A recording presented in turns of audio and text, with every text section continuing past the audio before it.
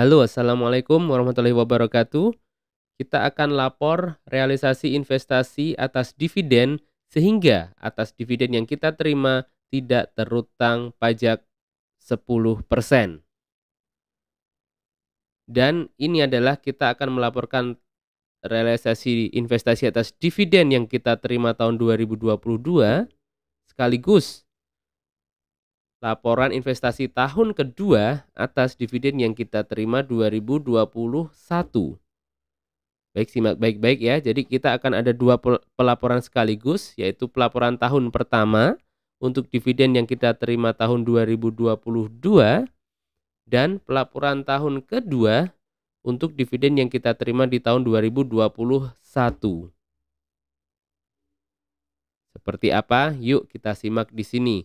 Sebelum lanjut tentunya kami ajak membaca pemirsa tipspajak.com dan Tips Pajak Media semua untuk like video ini, subscribe channel Tips Pajak Media agar semakin banyak manfaat yang dapat kami sebarkan kepada orang-orang yang membutuhkan.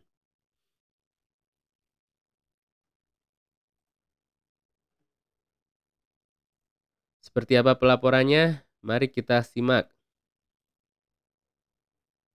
Sebelumnya akan kami sampaikan dulu mengenai dividen yang tidak kena pajak, bahwa dengan disahkannya Undang-Undang Cipta Kerja tahun 2020 yang lalu, kini dividen yang diterima orang pribadi adalah tidak kena PPh. Dulu sebelum berlakunya ini, PPh yang kita terima adalah dipotong PPh final sebesar 10%. Ya, namun saat ini tidak lagi dikenakan potongan PPh dengan syarat. Nah, ada syaratnya. Dengan syarat adalah diinvestasikan, kemudian dilaporkan dalam laporan realisasi investasi selama 3 tahun.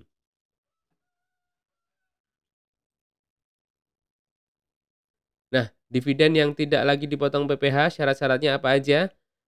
Kami bahas lengkap di sini ya. Nanti kami tuangkan di deskripsi apa saja syaratnya agar dividen tidak dipotong PPh.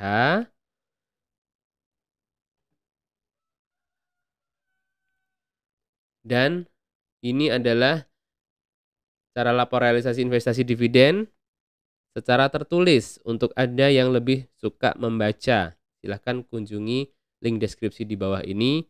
Ada panduan ini adalah secara tertulis. Simak baik-baik, ini adalah tahapannya, hanya 4 tahapan ini. Yang pertama adalah kita perlu siapkan daftar dividen yang diterima, ya. Kita perlu siapkan daftar dividen yang diterima, kemudian kita pastikan aktifkan menu e-reporting, kemudian kita akan laporkan dividen, kemudian kita akan laporkan investasinya.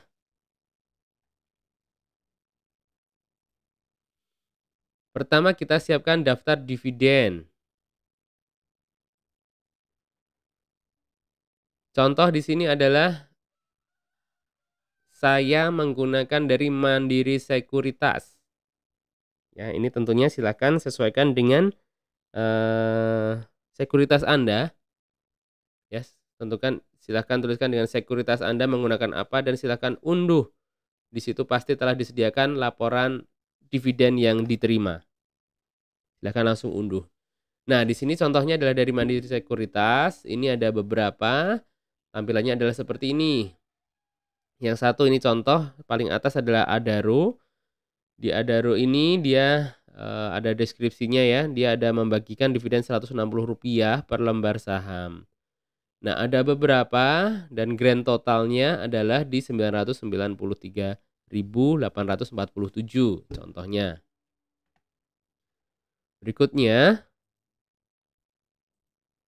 kita akan aktifkan menu e-reporting investasi di DJP Online tentu saja. Silahkan login ke DJP Online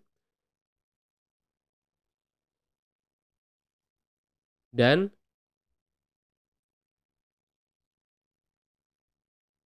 kita masuk ke profil.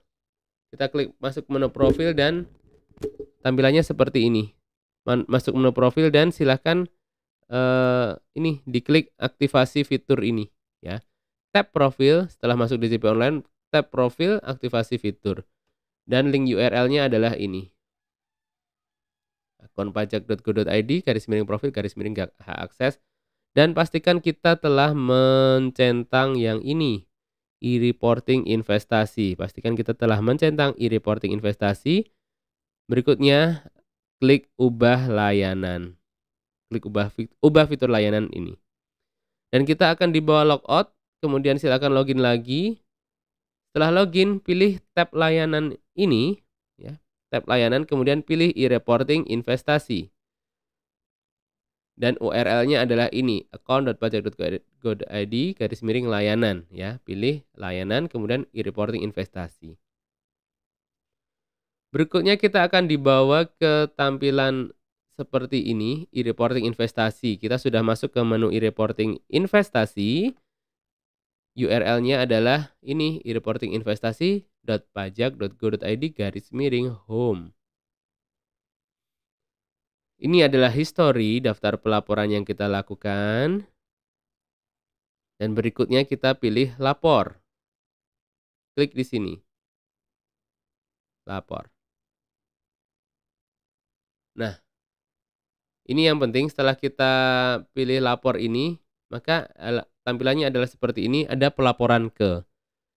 Ini yang perlu diperhatikan baik-baik, seperti pengantar di awal tadi bahwa kita akan melakukan pelaporan ke-1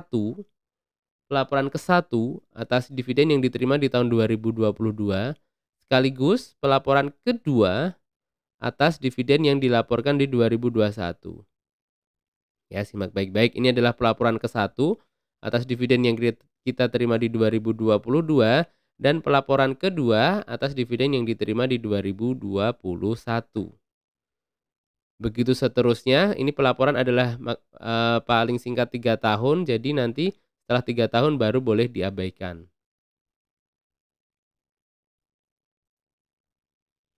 Nah, kemudian tambah laporan realisasi dividen, contohnya seperti ini, silakan masukkan data-datanya. Ini adalah pelaporan ke-1, pilih dividen dari dalam negeri, pemberi penghasilannya contohnya adalah dari Palem, tanggal terimanya tanggal sekian, dividen diterima dibagikan sekian dan diinvestasikan sekian. Case ini adalah seluruh dividen yang saya terima, tidak ada yang saya ambil, jadi diinvestasikan kembali. Oke, silahkan pilih tambah. Isi terus sampai seperti ini tampilannya. Ini case-nya adalah penerimaan yang paling material adalah dari Palem di 500.000 dan beberapa dividen ini contohnya adalah kecil-kecil. Kecil-kecil ini silakan untuk jika Anda mau input satu-satu sepertinya lebih baik. Namun di sini kami contohkan karena kecil-kecil dan tidak material, jadi langsung kami gabung saja ini atas Adro, BCA dan seterusnya ini kami gabung ya sehingga jumlahnya sekian, diinvestasikan seluruhnya sekian. Seperti itu ya, kami gabung, yang kecil-kecil ini kami gabung, dimasukkan di sini. Nah, ini adalah yang tahun pertama. Sekarang simak baik-baik, ini adalah yang tahun kedua. Tahun kedua harus kita laporkan juga di sini, ya. Tahun kedua harus kita laporkan juga di sini. Kita laporkan juga di sini. Sehingga di dashboard ini nanti akan munculnya seperti ini, pelaporan ke-1 untuk dividen yang kita terima 2022 dan pelaporan kedua untuk dividen yang kita terima di 2021. Begitu ya. Membacanya adalah seperti itu.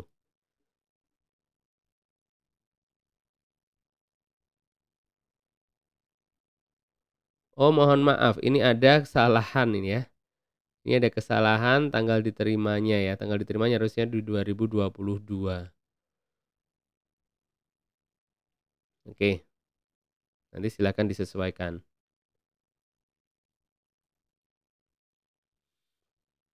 Kemudian kita akan tambahkan laporan investasi dividen.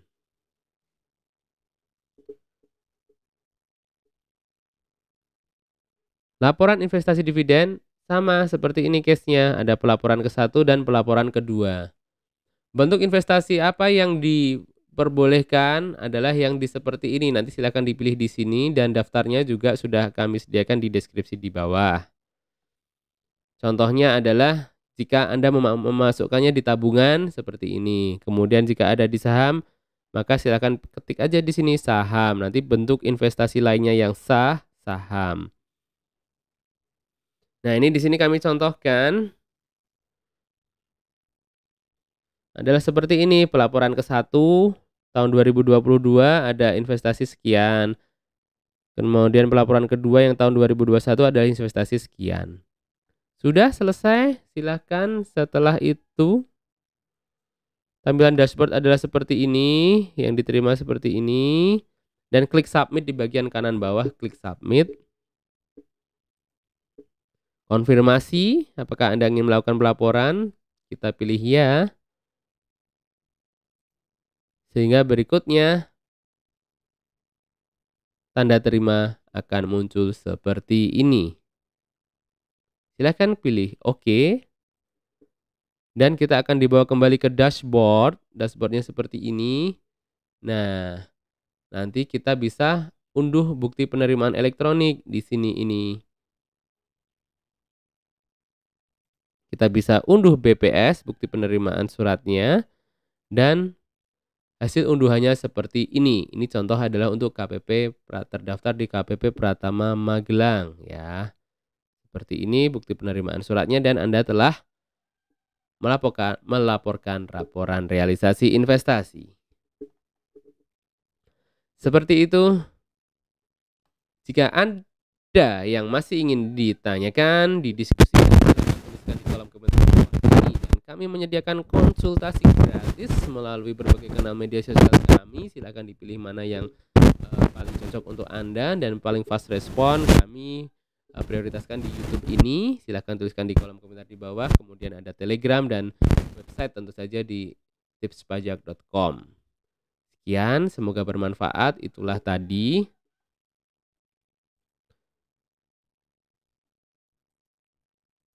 cara lapor, tutorial plus praktek laporan investasi, laporan realisasi investasi dividen agar dividen yang kita terima tidak kena pajak 10%. Semoga bermanfaat, salam sehat dan sukses selalu dari tipspajak.com dan Tips Pajak Media. Wassalamualaikum warahmatullahi wabarakatuh.